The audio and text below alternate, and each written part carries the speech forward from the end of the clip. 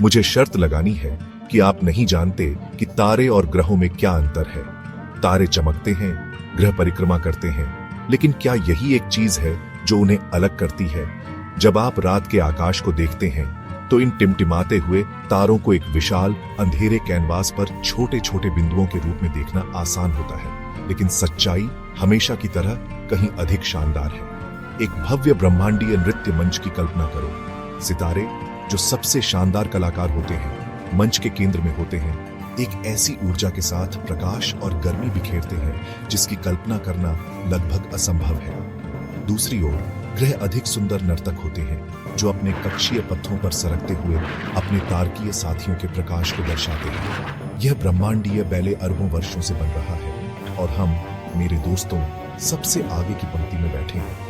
लेकिन इस खगोलीय प्रदर्शन की सही मायने में सराहना करने के लिए हमें और गहराई से उतरने की जरूरत है। तैयार हो जाइए स्टारगेजर, क्योंकि हम उन रहस्यों को उजागर करने के लिए एक यात्रा शुरू करने वाले हैं जो सितारों और ग्रहों को इतना अविश्वसनीय रूप से अद्वितीय बनाते हैं। क्या आप ब्रह्मांड के रहस्यों को जानने के लिए तैयार हैं?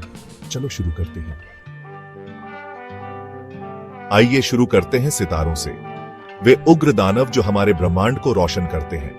सितारे विशाल परमाणु रिएक्टरों की तरह होते हैं जो अपने केंद्र में हाइड्रोजन परमाणुओं को हीलियम में मिलाते हैं।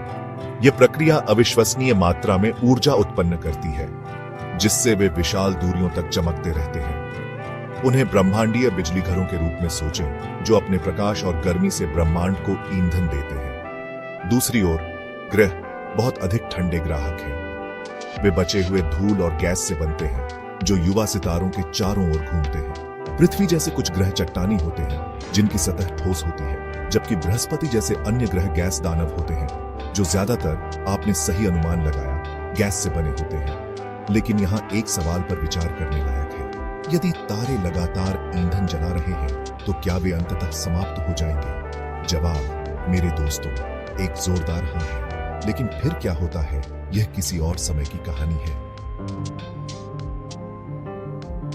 कभी सोचा है कि तारे क्यों टिमटिमाते हैं जबकि ग्रह एक स्थिर रोशनी रखते हैं? यह सब इस बारे में है कि उनका प्रकाश हमारी आंखों तक कैसे पहुंचता है। तारों का प्रकाश हम तक पहुंचने के लिए बहुत लंबी दूरी तय करता है। जैसे ही यह पृथ्वी के वायुमंडल से होकर गुजरता है, यह हवा से मुड़ जाता है और बिखर जाता है, जिससे यह टिमटिमाता हुआ दिखाई देता है। ग्रह हमारे बहुत करीब होने के कारण सूर्य के प्रकाश को दर्शाते हैं जो कम वातावरण से होकर गुजरता है। इससे उनका प्रकाश अधिक स्थिर दिखाई देता है। ब्रह्मांड निश्चित रूप से हमें अपने पैर की उंगलियों पर रखना पसंद करता है ना?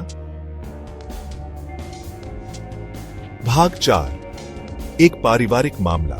सितारे, ग्रह और उनके ब्रह्मांडीय संबंध। सितारे और ग्रह एक विशेष बंधन साझा करते हैं, एक ब्रह्मांडीय संबंध जो उन्हें गुरुत्वाकर्षण के नाजुक नृत्य में एक साथ बांधता है। ग्रह सितारों की परिक्रमा करते हैं ठीक उसी तरह जैसे नर्तक एक चमकदार केंद्र बिंदु के चारों ओर घूमते हैं। हमारा अपना सौर मंडल इस खगोलीय वॉल्ट्स का एक प्रमुख उदाहरण है जिसमें पृथ्वी सहित 8 ग्रह सूर्य की परिक्रमा करते हैं। लेकिन इन खगोलीय पिंडों को उनकी कक्षाओं में क्या रखता है? जवाब है गुरुत्वाकर्षण। अपने विशाल द्रव्यमान के साथ तारे ग्रहों पर एक शक्तिशाली गुरुत्वाकर्षण बल लगाते हैं जिससे वे अंतरिक्ष की विशालता में घूमते रहते हैं। यह एक नाजुक संतुलन है, एक ब्रह्मांडीय नृत्य कला जिसने सदियों से खगोलविदों को मोहित किया है। और जब आपने सोचा कि चीजें और अधिक दिलचस्प नहीं हो सकती, तो आपके लिए एक क्लिफहेंजर है। क्या आप जानते हैं कि वहां दुष्ट ग्रह हैं, ग्रह जो अंतरिक्ष में घूमते हैं और उनके पास अपना कोई तारा नहीं है? ये ब्रह्मांडीय खानाबदोश हमारे ब्रह्मांड की हमेशा आश्चर्यजनक प्रकृति का प्रमाण है। लेकिन वे कैसे बनते हैं और वे कहां जाते हैं? हम उन रहस्यों को किसी और समय में जानेंगे। भाग 5, आकार मायने रखता है, बौने ग्रहों से लेकर महादानवों तक। जब ब्रह्मांड की बात आती है तो आकार निश्चित रूप से मायने रखता है। सितारे ब्रह्मांड के निर्विवाद दिग्गज हैं जो सबसे बड़े ग्रहों को भी बौना बना देते हैं।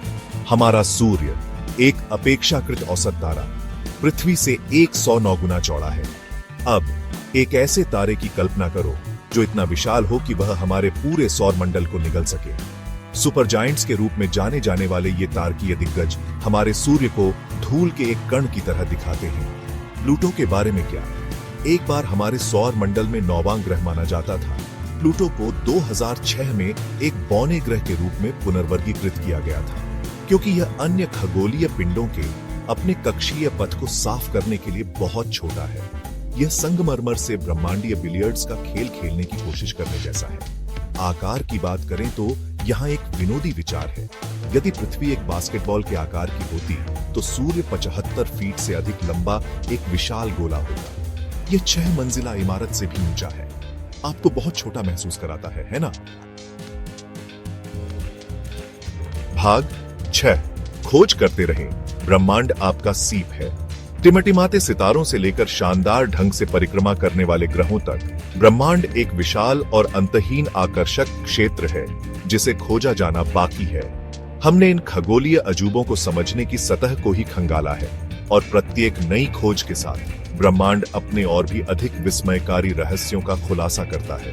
तो अगली बार जब आप रात के आकाश की ओर देखें तो यह याद रखें, आप अरबों वर्षों से चल रहे एक ब्रह्मांडीय नृत्य को देख रहे हैं। प्रकाश, गुरुत्वाकर्षण और हमारे ब्रह्मांड को नियंत्रित करने वाले मूलभूत बलों का एक तमाशा।